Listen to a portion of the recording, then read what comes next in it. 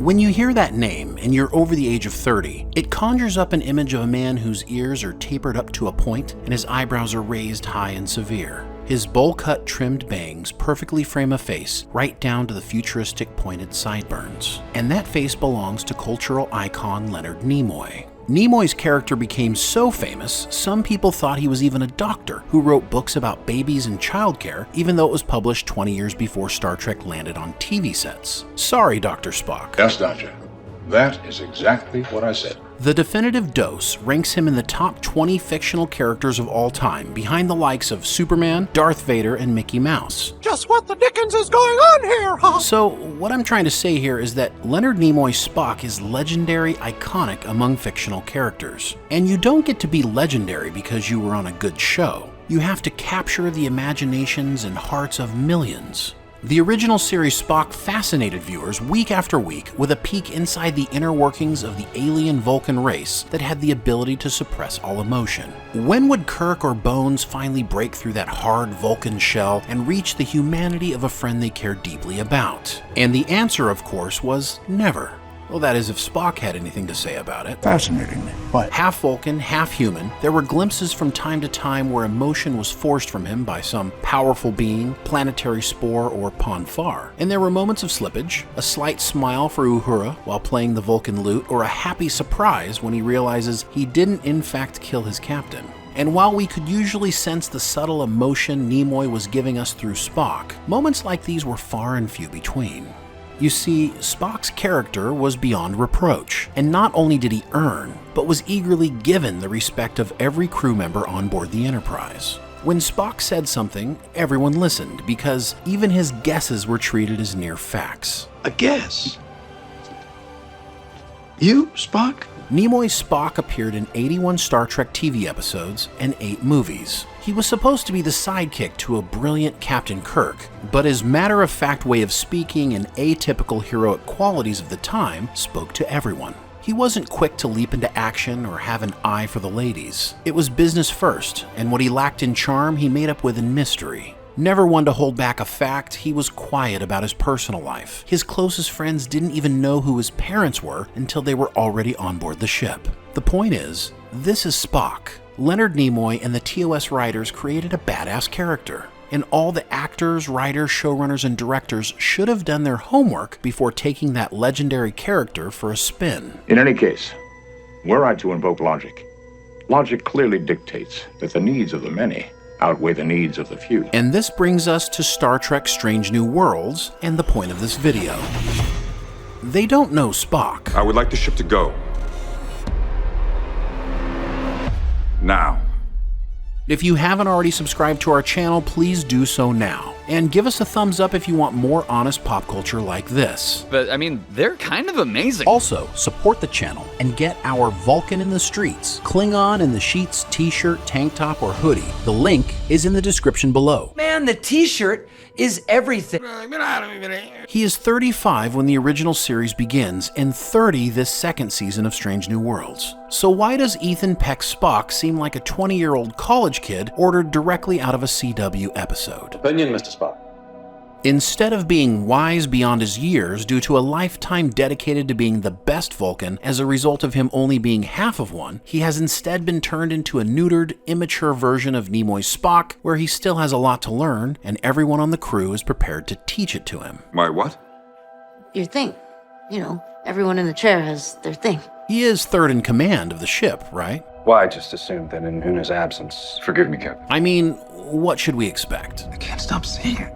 Ethan Peck Spock was introduced in the second season, 7th episode of Star Trek Discovery titled Light and Shadows. We learn that Spock is actually the adopted brother of Michael Burnham, and she finds him bearded and struggling emotionally at a mental health facility, thinking he's suffering from delusions. We also learn that Spock suffered from a childhood mental disability, and that Michael Burnham is actually responsible for the bedrock foundation of Spock's logic. I'm sorry, are you for real? Yeah, that really happened. But after watching all of Season 1 and more than half of Season 2 of Strange New Worlds, it shocks me to say this, but Spock was more like Nimoy's Spock during Discovery Season 2 than at any time in his own series. And the difference is tone.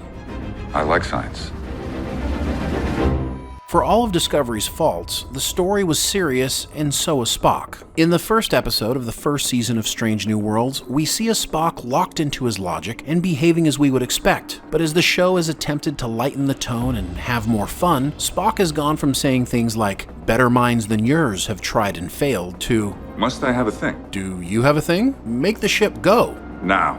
Spock seems to be getting dumber, tapping further into his emotions and becoming less like the Spock we know with each season. 4 years before the events of Discovery Season 2, we have the events of The Cage, the pilot for Star Trek the original series. In that episode, Leonard Nimoy would be the only person to reprise their character when the show was launched. In The Cage, he was the science officer and played an integral role in the events of the episode. He was respected as a subject matter expert, and though he smiled while touching some moving plants, he is mostly the Spock we would come to love. Brains 3 times the size of ours. Whatever was happening between the events of The Cage and Discovery Season 2, Spock is still the serious, capable Starfleet officer we know, albeit he's now saddled with an unsavory backstory. As Strange New Worlds continued, it seemed the writers have locked on to that smile Spock gave during The Cage, and they've decided they are going to make story after story fleshing out his inability to control his emotions or impulses like a prepubescent teen. Fire photon torpedoes!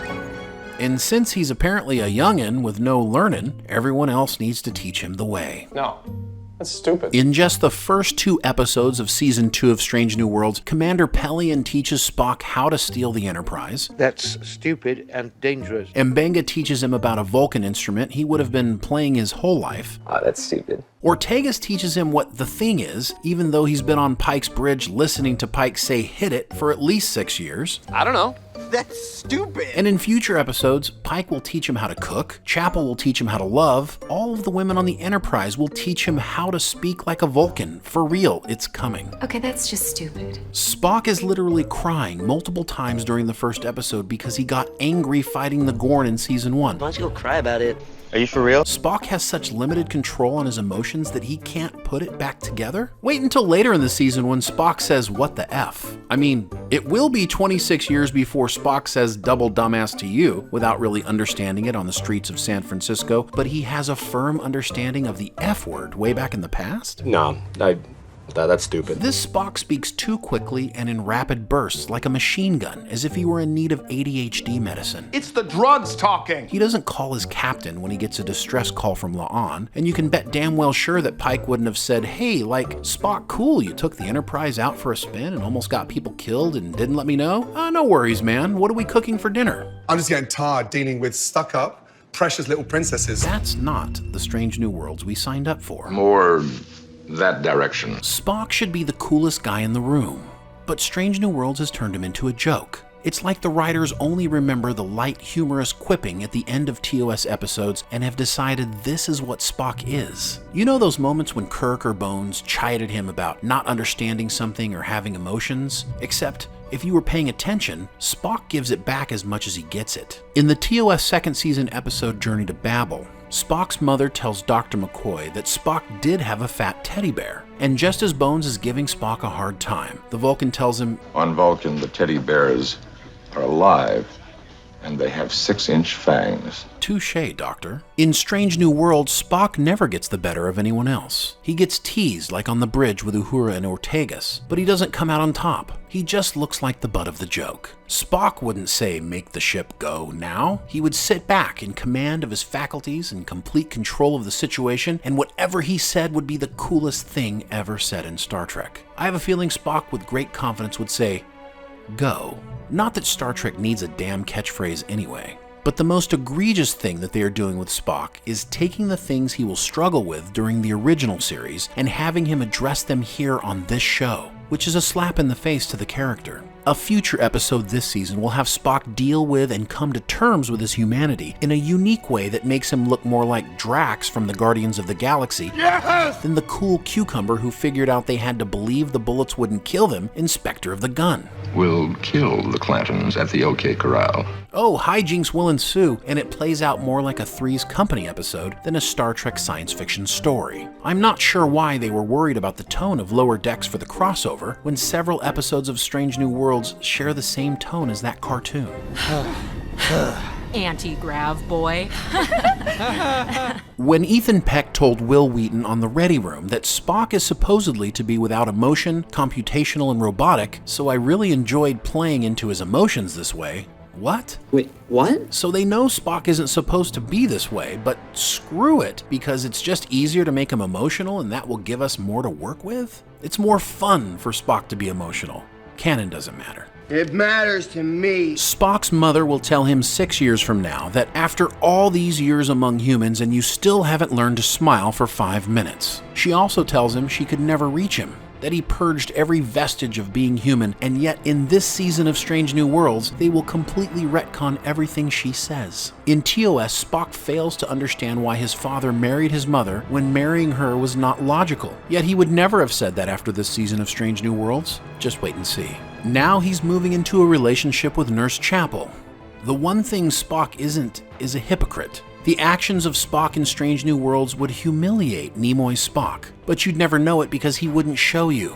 And that's the point. They have forgotten that Spock had to be the best Vulcan to make up for being half human. He was supposed to follow his father at the Vulcan Science Academy. Spock is brilliant, so why is this happening? Besides never letting canon get in the way of a good emotional story, the truth of the matter is that Strange New Worlds is young adult Star Trek. It feels like it's aimed at teenagers. There's a lot of sexual tension, trouble with identity, and emotions. Instead of writing an intellectual, allegorical science fiction adventure that examines issues through the eyes of the 23rd century, they are making a show that is palatable for modern audiences. None of this criticism is to say that if you like Strange New Worlds that you shouldn't keep liking it, or to say that the production crew or the actors didn't work their asses off trying to make the best show they possibly could. Of course they absolutely did. The problem is that Ethan Peck's Spock, and really all of Strange New Worlds, is, as our friend Robert Meyer Burnett would say, drive-through fast food Star Trek. Grill master with the knives and be like, shh. One step up from Riverdale Star Trek or Nancy Drew Star Trek. Oh, okay. The actors are fine.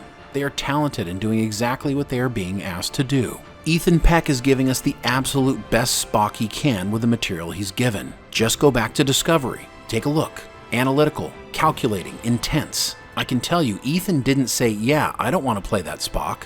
This is the way the writers wrote him.